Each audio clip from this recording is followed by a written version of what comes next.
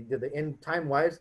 We're at the last section, and it's just it's threat and error management. It is important, but I won't be long, so I won't hold you up more than a few more minutes. And I hope you're enjoying being held up. Threat and error management. It's the just a Wikipedia definition. Is the overarching safety management approach that assumes that pilots will naturally make mistakes and encounter risky situations during flight operations. This applies to us 100%. And so this section over here is looking at various threats and how we would manage it. Thermals, the reason why we have thermals is because of instability. Thermals, we have lift, we have sink, and the shear, and this is turbulence. So thermic days, it's not smooth sailing. There are days, you can have gentle thermals, you can have rough thermals, but at the end of the day, we are relying on instability to do thermic flying. So it is important that we consider various risks. Number one is your wing selection. You should for sure be flying a wing that's a class of wing that is at your level of happiness. Don't be tempted into just going quickly up wing performance to increase performance. Rather, fly your wing, and you should be really comfortable with it in flying whatever conditions. And when you are, then you can look at going up in terms of wing performance. But if you're not, then don't do it, because if you go up to a wing that requires more management, which comes with that little bit more performance, then your brain is going to be focusing on flying the wing and controlling the wing and not looking at clues. And somebody with a student glider who's looking at the clues will climb up and outperform you easily. So the classification of your wing, your choice of wing should be for what you are comfortable with, and don't be mistaken in thinking that you need to be on the highest end wing to get performance. And especially with today's student wings, you can go cross country with. My first real cross country flight was with an Arcus, which is recommended for training, and that was to Sittesdal from Portugal. It's the wing, the performance of the wing is a small factor compared to the performance of your brain. So that's on the wing type. Then the weight range. Thermal instability, we're talking about flying active conditions. You'd rather be, definitely you want to be in the top half of the weight range, closer to the top, to the better. And remember, you're still flying the wing that's right for you. So even if you're flying it right at the top, it's still the wing that's in your class that you're happy with. It's not suddenly become ridiculously dangerous. But by being closer at the top, you are loading the wing more, and therefore you feel less of the shitty bumps and the turbulence, because you're loading it more. You also fly a little bit faster, and a little tiny amount faster. It's really about this feeling. And if you're at the bottom end of the weight range, which I have been recently because I lost weight on my wing, it is shit in active conditions. If you're out there slope soaring, not a big deal, and I'm talking about laminar airflow. But if the sky is active, and the less you're loading it, the more you are like this passenger, and you feel more of the bumps, and it's cuck. So rather be at the top half.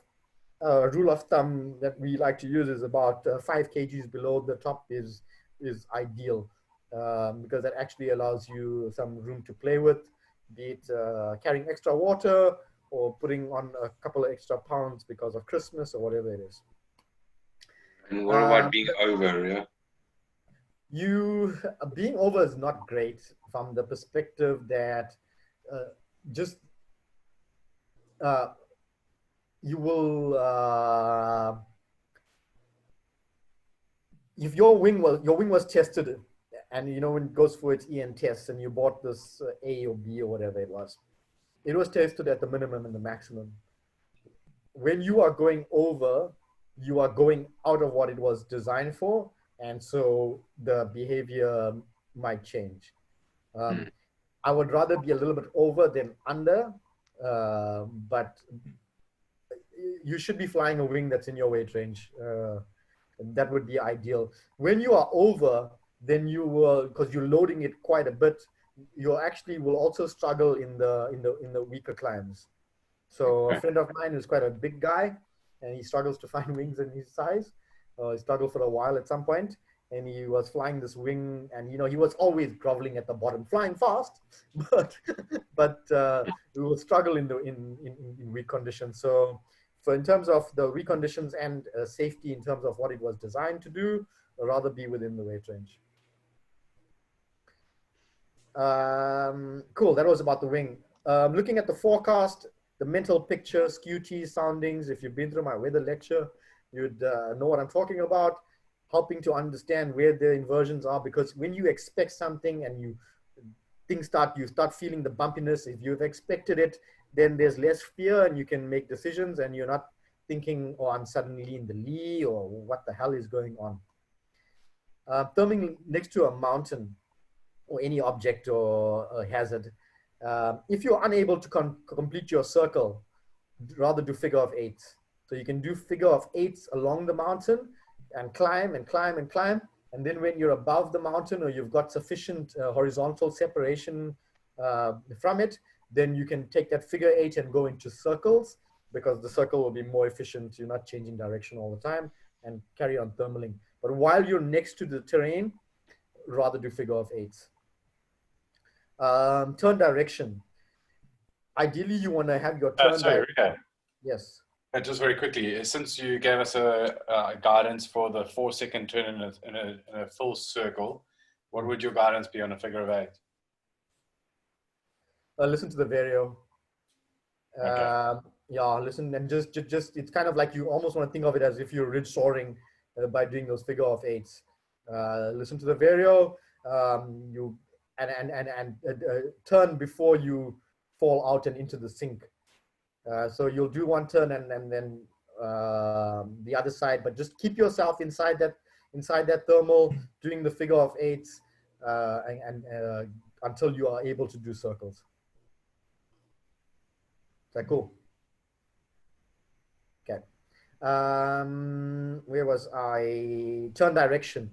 The ideal turning circle next to a mountain is that your downwind leg is furthest from the mountain. So if you're doing those circles and you've got the mountain that's in your vicinity, by doing the downwind leg away from the mountain, you are going fastest at that point.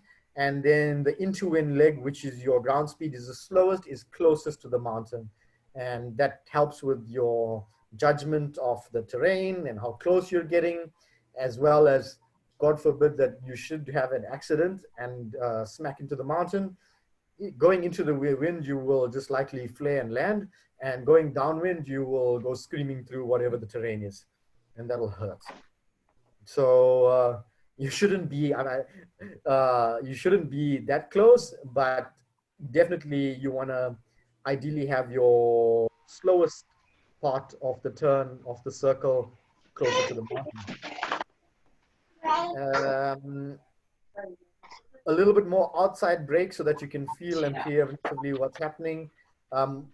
Because we're we're thermaling next to a mountain, whether it's rough or not, you want to feel that outside break just so that you know on top of it to control a collapse, stop a collapse before it happens. Always have enough height to deal with a collapse, because height is your friend. Nobody ever got hurt by smacking into the air. It's only when you smack into something solid like the ground that you get hurt. Thermaling in rough air, danger of collapses. Number one, breathe and keep calm. Think things through. Evaluate your surroundings, your potential landings. If you have to go and land, keep a healthy distance from the terrain. If it's rock and roll, rather be further away from the terrain, especially if it's out of your comfort level. Turning will give you a smoother ride than flying straight. We already said this.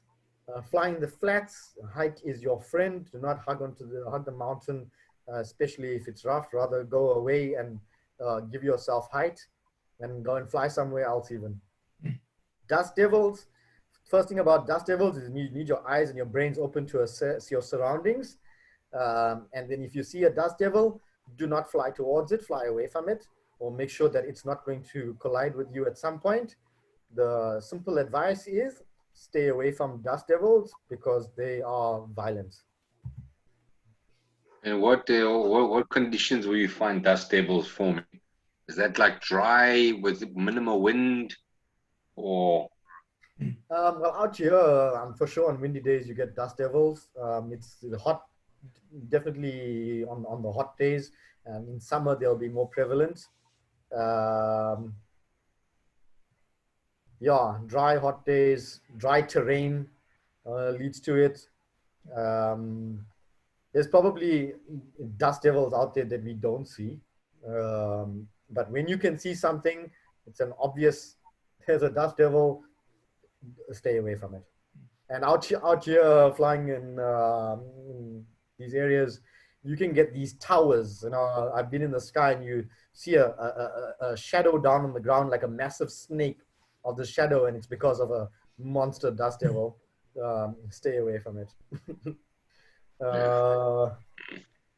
Thermaling over the back, whether you intend to or not. When you are thermaling, you will be drifting with the thermal and you typically will drift downwind. Pay attention to where you are relative to the terrain. Do not go over the back unless you are high and that is your plan to do it. And I'm plenty high. And the danger, especially with thermic flying and the thermic flying that we have in South Africa, we got thermals combined with wind, is that when you fall out the back, number one is that you can end up in sync and now you're losing altitude and you can end up in the lee of this mountain. Number two, the back. Number two, the back of the mountain is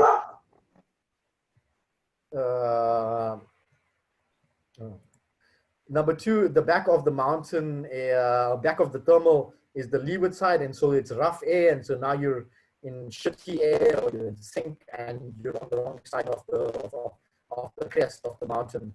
So be aware of where you are, and if you find yourself, especially when there's wind, that you are going too close to the edge or over it, and this all depends on the wind strength. The stronger wind strength, the further away from the crest you want to be.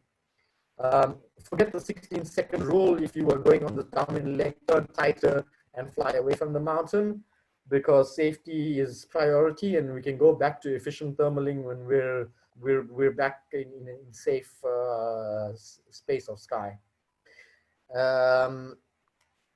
Your options, if you've got a thermal that's drifting and going over the back and you're not ready to go with it, is to leave the thermal and carry on down with your route, or fly upwind. Keep flying upwind. Even if you have to leave the thermal, you will most likely get that next thermal that's coming through, and then you can work that and go up.